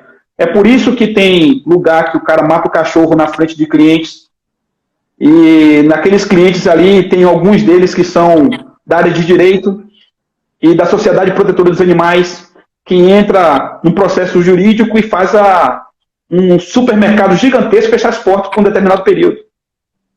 Aí você pergunta, mas o que a Caixa tem a ver com isso, cara? O que o cara do almoxarifado tem a ver com isso? O que aquele coitado lá da limpeza, que estava ganhando o seu salário, tem a ver com isso? Porque um cara que era de firma de segurança terceirizada pegou um cachorro vira-lata e matou o cachorro na frente dos clientes, cara. De quem é a culpa disso aí tudo? Da onde eu aprendi, nos Estados Unidos, da onde eu vi lá nessa crença de liderança, é cajado no supervisor, cara. Tem um supervisor daquela instituição lá que não atentou para esse tipo de coisa. O cara não explicou. A última coisa que eu posso é estragar a vida de todo mundo pela ação de uma única pessoa, né? Ou de um grupo. Exatamente. Assim, não só isso, como o cara cai morto lá na sessão lá de vendas, lá, fica 5 horas lá jogado no chão, e ninguém toma providência nenhuma. Opa, hoje falha no processo de decisão, pô. Entendeu? São pequenas falhas que causam um efeito colateral terrível. Então, a gente, quando pega ali, leva o cara para a sala de aula para explicar o motivo, o propósito dele assumir um processo de liderança dentro de uma empresa, é para ele não acabar fazendo isso, né? Fechando uma empresa inteira, com mais de, sei lá, de repente 10, 15 mil empregados naquela empresa lá, e deixar todo mundo com fome pelo erro da área afetiva do cara, pô. Não foi um erro técnico, foi erro da área afetiva, foi isso aqui, ó. Então, falharam no quesito de proporcionar uma informação decente para o camarada, falharam em orientar o cara que a política da empresa é naquele padrão, né? E você percebe, Freitas, que as empresas que muito bem tratam os clientes aqui a nível nacional, eles, assim, são tão diferentes que passa a ser uma coisa, assim, mais especial, né? Aí eu entro na parte da cultura, né? Essas empresas, elas conseguem ter o que o BOP tem, o que as forças especiais têm. Elas têm uma cultura tão atrativa que eu aceito o processo. E quando eu venço o processo, eu sou um guardião daqueles princípios e daqueles valores, né? Então, ontem eu estava conversando sobre isso. A maior dificuldade é que as empresas querem essa cultura sem desenvolver anteriormente. E quando elas determinam aceitar, os próprios líderes, donos, eles acabam não querendo se adequar à nova cultura, porque eles vão ter que fazer investimento na área afetiva. Porque eu não vou conseguir fazer uma pessoa render melhor só porque eu estou pagando a ela. Tem no livro de Tony Robbins, Desperte o Seu Gigante Anterior, ele fala sobre o treinamento de golfinhos. E os golfinhos, eles nunca sabem quando vão receber o peixe pelo salto. Porque se eles entenderem que eles vão receber o peixe no segundo salto que eles derem, o terceiro, o quarto e o quinto não vão ser tão bons. Então, eles nunca dão uma gratificação ao golfinho por esse salto bom. Eles fazem um conjunto do próprio salto, né? Para que ele se esforce ao ponto de saltar. Estou pegando esse paralelo aqui para depois eu não falar besteira aí que a gente está falando aí de animal, mas trazendo para o nosso, não adianta o cara ser bom e eu pago ele, porque o pagamento ali, uma hora vai deixar também de ser de gerar o que deveria gerar para ele me trazer o resultado que ele tem. E às vezes eu preciso muito mais desenvolver esse cara mentalmente, emocionalmente, até para que a minha empresa seja um proporcionador de pessoas realizadas. No sentido do seguinte, eu não preciso ter uma empresa, vamos dizer aqui, tá? Um restaurante.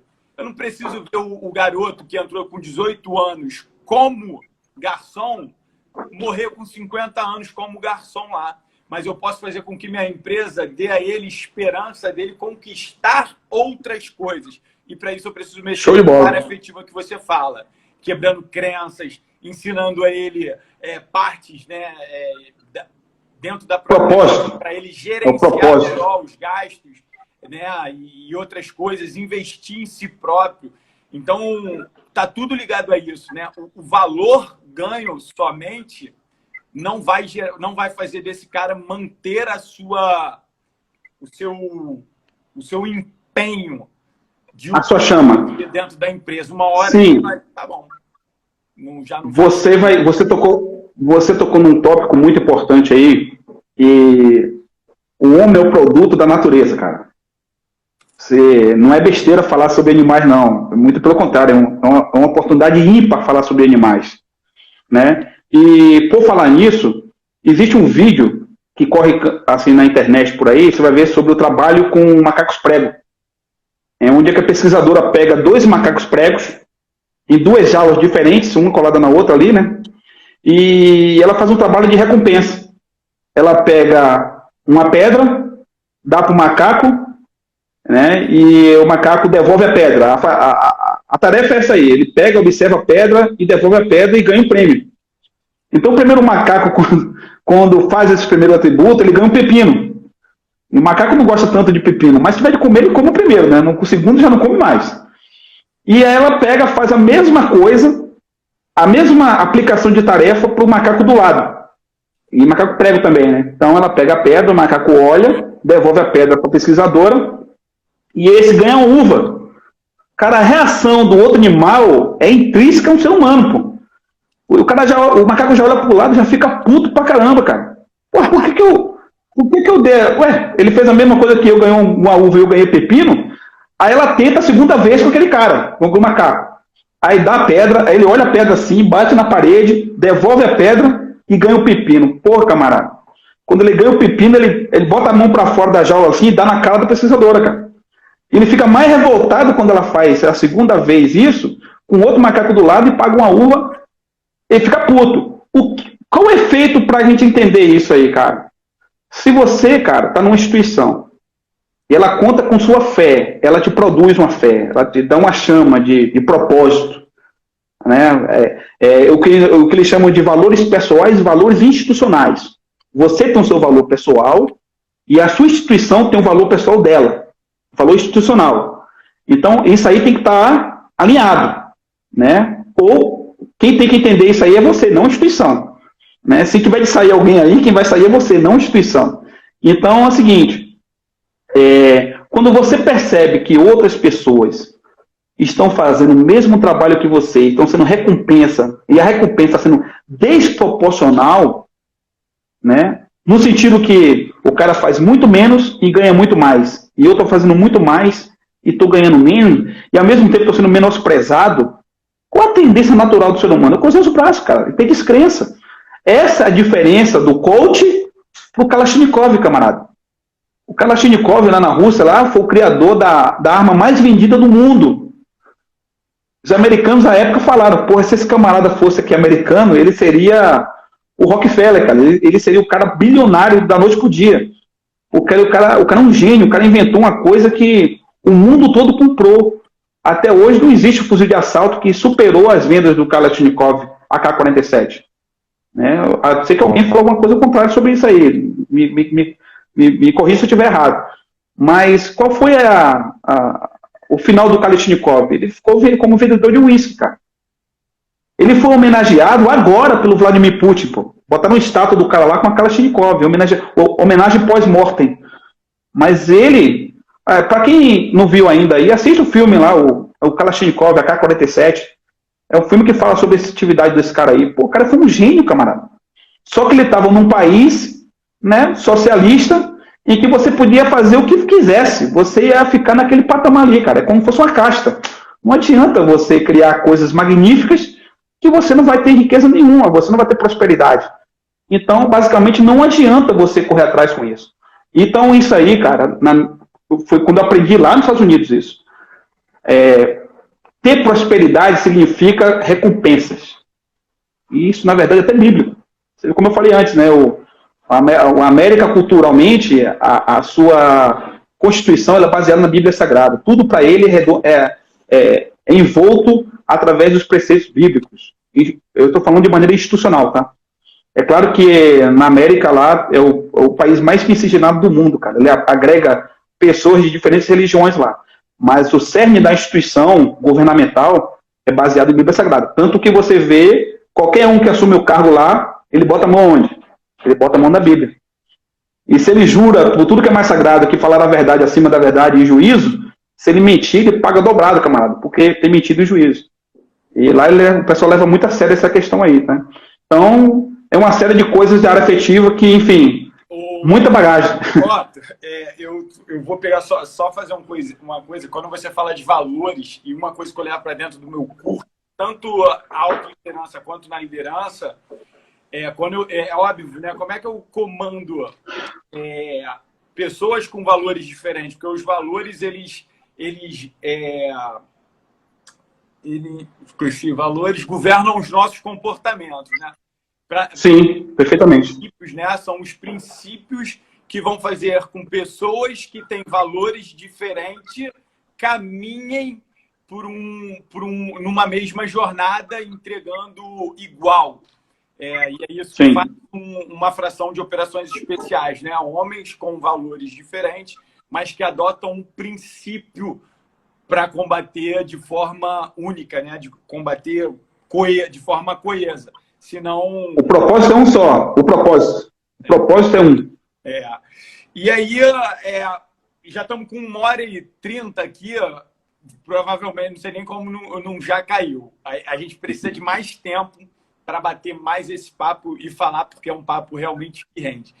Eu só queria finalizar, e eu te perguntei fiz essa pergunta, e não sei lembro se você respondeu ou se você respondeu, mas qual foi o paralelo, e aí depois disso eu queria que você fizesse as considerações finais, qual foi o paralelo, vou até parar aqui, eu vou lançar o canal no YouTube, lá dá para a gente ficar 5 horas, tá? E aí a gente vai ter oportunidade de bater esse papo ao vivo, espero que você venha aqui.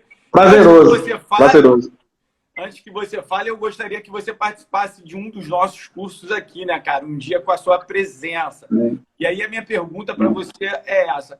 Quais são os paralelos que você viu lá e que você vê hoje aqui e que fazem esse tapa na cara, que fica tão parecido para as pessoas sentirem isso dentro do meu curso, né? Dentro do curso que eu desenvolvi e que foi o curso que te chamou a atenção para a gente ter uma relação mais próxima. Eu acredito que se eu estivesse fazendo bobeira, tu ia falar assim, o cara tá fazendo bobeira. Né? Não. Tá indo certo. O paralelo que eu faço diretamente no ponto, Freitas, é o seguinte, ó. Temas da área afetiva, ele é escasso no mercado de trabalho. A verdade é essa. E quando tem um camarada que se dispõe, né, vamos lembrar que há pouco tempo atrás, falar com elemento de operações especiais, quanto mais sendo do BOP, é uma coisa raridade, uma coisa meio secreta. A gente ficava ali meio que na bolha ali, na nossa bolha, e aquilo que a gente aprende na nossa bolha, ela não é libertada para todo lugar. Não é todo lugar que tem a oportunidade de você ser testado na área afetiva. Todas as condições de coragem, decisão, espírito de corpo, né, tudo aquilo que emana a condição humana da área afetiva, você trabalha por ordem na formação de operações especiais. E você potencializa isso no dia a dia. Aí você pega, para um momento, passa a traduzir esse sentimento, veja bem, nada de assim, a técnica, eu entendi que você não está formando nenhum caveira lá fora, eu passando alguns dados técnicos, não é isso que você está fazendo. Você está condicionando a área efetiva dessas pessoas que estavam escassas na vida delas. Entendeu? Por isso que a pessoa toma um tapa na cara. Fala assim, pô, cara, eu tenho formação, sou MBA, eu tenho ultra mega hard, eu tenho mestrado, doutorado, tá bom, camarada. Você ficou focado apenas numa mesa, estudando pra caramba, que é uma condição bem bacana, é potencial isso aí, mas você escolheu esse lado. E enquanto teve uma galera que estava trabalhando nisso, o processo de formação da vida, aplicando as atividades da área afetiva com o ser humano. Que o diploma por si só, Freitas, não lidera pessoas. É isso que eu quero falar.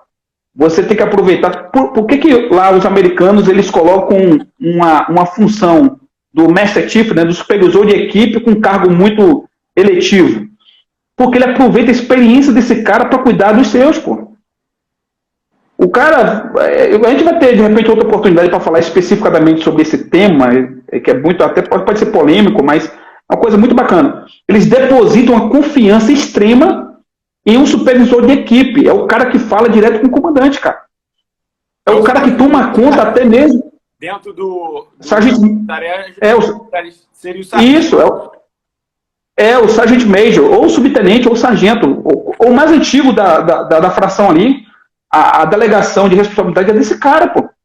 Então, o que o americano fez? Ele pegou assim, o cara tem com 20 anos, é que a gente traduz, né? Tempo lá para eles é posto. Então, o cara pega esse camarada, ele é responsável para conduzir aquela galerinha lá que chama de junior, né? Os mais modernos ali, para um propósito.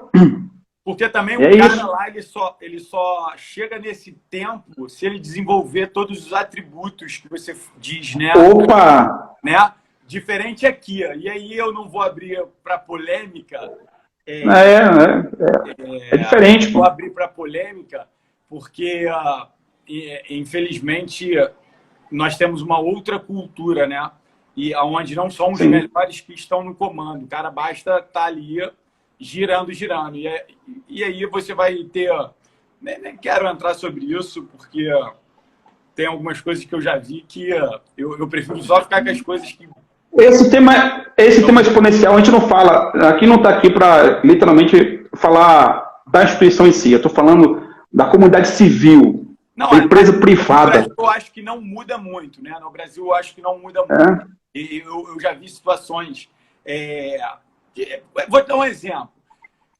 O Júlio está aí, mas eu acho que hoje, eu vou falar do BOPE. O BOPE tem caras da antiga que poderiam estar muito mais presentes ensinando coisas.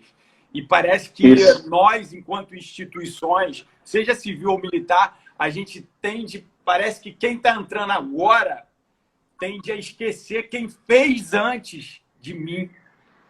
Você está entendendo? Tá. Entendi. Eu vou pegar o exemplo do Grip, né? Que era um sargento incrível. O cara tinha que ter uma estátua lá, infelizmente ele morreu. Então eu acho que a gente não olha muito para valorizar quem veio antes. E que fez a gente... Nós somos o que somos porque antes de nós, eles foram, né? Então, acho que nós enquanto instituições, temos pouco isso. O que eu quero dizer é o seguinte, Freitas, o que eu quero dizer, nós como população, como brasileiro, o meu instrutor falou o seguinte, o Brasil é o país mais rico e potencial do mundo. Chegou para mim e falou isso aí na minha cara. Nós estamos tranquilos para o Brasil porque o povo ainda não acordou. Chegou na minha cara e falou isso aí, né? O país tem tudo, o Brasil tem tudo para ser um grande potencial na humanidade, é real dele. Isso aí vindo do americano. Vocês têm tudo, cara. Agora, é o propósito, Freitas. Os Peregrines, quando pisaram os pés lá no litoral leste dos Estados Unidos, os primeiros caras que vieram da Inglaterra e botaram o pé lá, né? E lá já tinha uma comunidade indígena, logicamente. Mas o propósito, cara, eles já decidiram o propósito dali. Aquela comunidade falou assim, a partir daqui, esse país vai ser dessa voga. E eles têm um propósito que eles não tiram isso da cabeça. É por isso que eles foram grandes, cara. Não é porque eles não nasceram ricos, não, cara. Então, esse é tema para um outro bate-papo. É uma coisa muito mais aprofundada. E que, assim, quem se despertar aqui no Brasil, eu estou falando de empresa privada, instituições civis, aquele que se despertar para o propósito americano de lidar com liderança e com a vida, o cara vai ser próspero, pô. Vou deixar nessa live aqui, vou deixar um exemplo clássico de com quem que aconteceu isso. Luciano Hang, pô.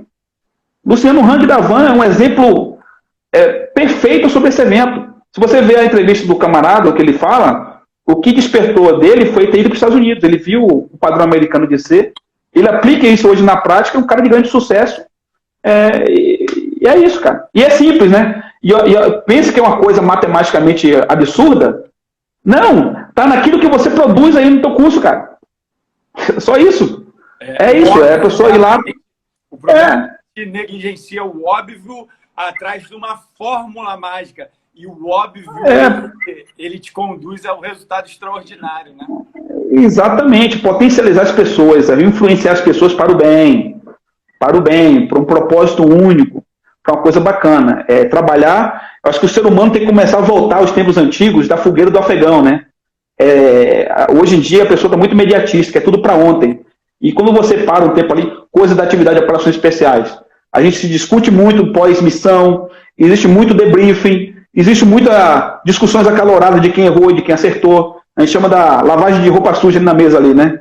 Então a gente faz isso aí, encarando profissionalmente para poder acertar na próxima melhor, pô. Para poder ir mais potente para a próxima missão.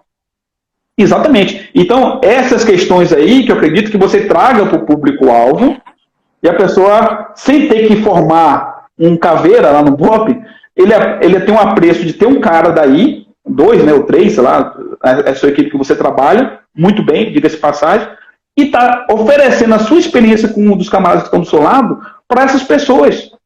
E que isso aí é uma coisa que você vê que não é preciso você formar lá para ter isso, mas tudo bem. Mas é preciso desses caras para poder aprender. Eu, às vezes, questionei, né, muito a minha parte de liderança, né? Pô, liderança. E às vezes a gente tem que olhar, né? Às vezes a gente tem que olhar e se reconhecer também. Não cheguei a ser um sargento, comandei uma vez uma patrulha lá no BOP, devido a uma situação inusitada, mas, assim, reconheço os meus líderes e a base do curso, além dos estudos que eu faço na área de coach, de PNL e de várias outras vertentes que eu busco ler, honro, né, e respeito o Júlio, que ficou aí durante boa parte, o Orelha. Então, muito das lideranças, assim, eu sou o que sou graças a líderes como eles. E eu entendi o quanto a gente, quando liderando outras pessoas, porque a autoliderança, perguntaram aí, né? O que é a autoliderança? A autoliderança é a capacidade de me comandar em busca da excelência do resultado que eu quero para a minha vida. Sim. Isso é a autoliderança. E para isso, busca pessoal. A autoliderança são 3 pilares, que é papo para outra live, que é caráter, princípios e valores.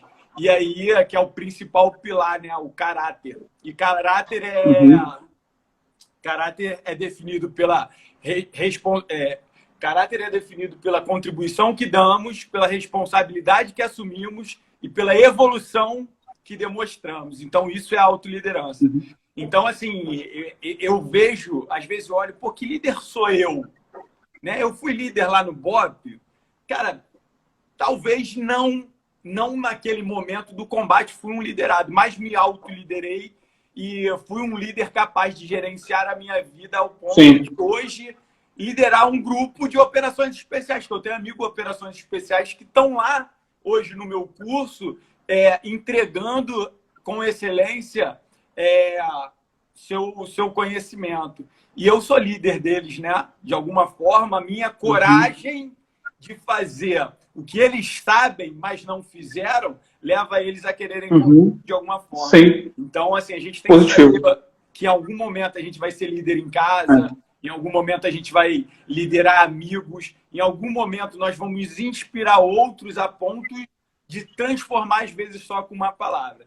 Cara, eu vou terminar, porque a gente tem muito papo. Eu vou pedir para você, 3, na verdade. Primeiro é que você venha um dia aqui, saia de Brasília e vai ter um curso em março de liderança. E eu gostaria Obrigado pelo convite. Da sua presença, como eu já tive de muitos e muitos amigos e ídolos. A outra é que a gente marque uma próxima live, e a terceira é que você fizesse essas considerações finais aí para eu poder, inclusive, postar essa live, que eu acho que não vai caber, tanto no Instagram quanto lá no nosso canal no YouTube. Para considerações finais, né? É necessário tempo para você aprimorar, ganhar maturidade para assumir o processo de liderança. Isso é uma coisa que leva tempo e experiência. Primeiro ponto. Lá nos Estados Unidos, eles ensinam 18 tópicos diferentes. Significa que a cada tópico você vê no mínimo uns 70 slides para poder ir na ravina, né? E pegar o feeling, qual a potência de cada tópico daquilo ali e de cada ferramentinha daquele tópico que você está estudando. E depois você é jogar nas aulas dos leões lá para você provar tudo aquilo que você aprendeu na sala de aula ali na área afetiva. Então muitas pessoas às vezes se consideram, se autoconsideram como líderes autocráticos ou democráticos. E o mais pedido é a pessoa levantar a mão que fala que é democrático.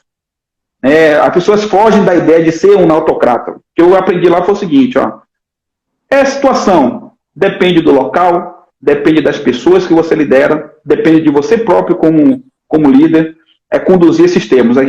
Ter essa chave, ter esse feeling, né, no momento que for para atuar de uma maneira, você deve atuar. Entendeu? Você não tem que ser consistente em ser sempre democrático. Nem sempre você vai ter chance de perguntar para alguém qual a opinião dela. Vou te falar sobre isso. Cara, se abrir tópico aqui vai ficar foda, mas vou... né? O Júlio, que já... Mas é isso, finalizando. E o J. dos Santos, que morreu na Nova Holanda, com um tiro no rosto, inclusive o Júlio foi quem resgatou o corpo dele. Era um líder que me deixava puxar ponta. Só que tinha momentos e comunidades que ele falava, não, aqui sou eu. Exatamente. Tá dentro disso aí que você falou, né? Requer experiência. Tático quando tinha que ser, mas também ele dizia não e não queria saber, assumir a responsabilidade de fazer o que tinha que fazer, né? Meu amigo, muito obrigado pela oportunidade ímpar, especial da sua pessoa.